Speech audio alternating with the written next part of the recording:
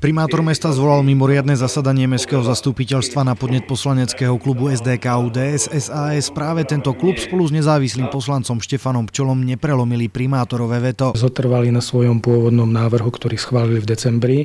A tento návrh zapričinil, že mesto Poprad je v rozpočtovom provizóriu, že bude naďalej v rozpočtovom provizóriu. Viceprimátor Kromka schválený návrh ešte z decembra navrhol zrušiť a schváliť pôvodný návrh pracovníkov ekonomického odboru. Okrem toho, že už schválený návrh klubu SDK-UDS SAS je v praxi kvôli matematickej chybe nevykonateľný a teda štatutárom mesta Antonom Dankom nepodpísaný, menšinovým poslancom vadila aj úprava dotácie pre hokejový klub. Tá bola zvýšená s mestom navrhovaných 103 000 na 373 000 eur. Nosnou témou tohto ich návrhu a tohto schváleného uznesenia, s ktorým nesúhlasíme, je pridanie finančných prostriedkov pre hokej, pre seniorský hokej, na úkor basketbalu, na úkor fotbalu, na úkor kapitálových výdavkov, ktoré máme rozpočtované a pripravené na rekonštrukciu materských škôl, základných škôl, na rekonštrukciu domova dôchodcov.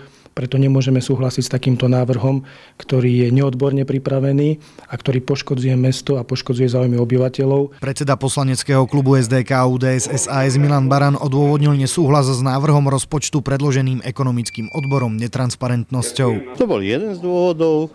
Druhý dôvod bol ten, že keď už sa videl problém, že hokeju veľa alebo iným športom málo, tak aby sa transparentne pridelili finančné prostriedky na základe určitých kritérií všetkým športom, aby to bolo jasné. Poslanci SDK-UDS, Sasky a nezávislý poslanec Štefan Pčola nepodporili návrh mestských ekonómov aj preto, lebo je podľa nich taktiež v praxi nevykonateľný. Argumentovali faktom, že tento návrh počítal so zrušením kina Tatran, ktoré nakoniec zrušené poslaneckým uznesením nebolo. Pôvodný rozpočet, tak ako pán poslanec Barila to deklaroval, bol de facto potom v tejto časti tiež nevykonateľný, pretože v dôvodovej správe je napísané, že kino Tatran sa ruší a to som vtedy povedal aj na zastupiteľstve, ešte pánu Miškovskému, hovorím, ako si osobuje úrad, povedať dopredu, na čom sa zhodne podstatná časť zastupiteľstva. A ukázala sa pravda, že podstatná časť zastupiteľstva sa zhodla na tom, že kino sa neruší. Som toho názoru, že tento návrh, to je vlastne pôvodný návrh rozpočtu, je nevykonateľný. S nevykonateľnosťou návrhu nesúhlasia pracovníci ekonomického odboru magistrátu, ktorí návrh pripravili. Nesúhlasíme s vyjadrením pána poslanca Barilu, že rozpočet pripravený na roky 2011 až 2013 bol neodborne urobený.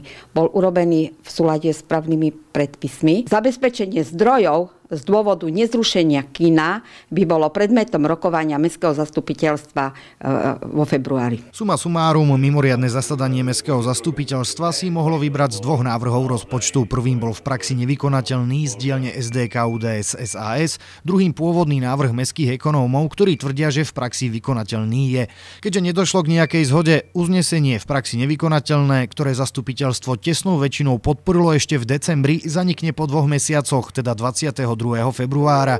Rozpočtové provizórium teda bude pokračovať i naďalej. Platí starý rozpočet z roku 2010 a my sme povinni podľa starého rozpočtu z roku 2010 1/12 dať. A tu je ďalšia vec, že starý rozpočet bol v niektorých veciach vyšší na tieto položky, ako je nový navrhovaný, lebo tých peňazí je toho roku málo. Oni ešte dostanú zatiaľ viacej peňazí. Podľa Milana Barana ďalším návrhom rozpočtu sa budú poslanci mestského zastupiteľstva zaoberať na riadnom zasadnutí vo februári. Podľa primátora mesta, ktorý je aj štatutárom mesta, mimoriadne zasadnutie poslancov mestského zastupiteľstva bolo fiaskom. Som veľmi sklamaný z prístupu klubu SDK-UDS a SAS v mestskom zastupiteľstve Poprad.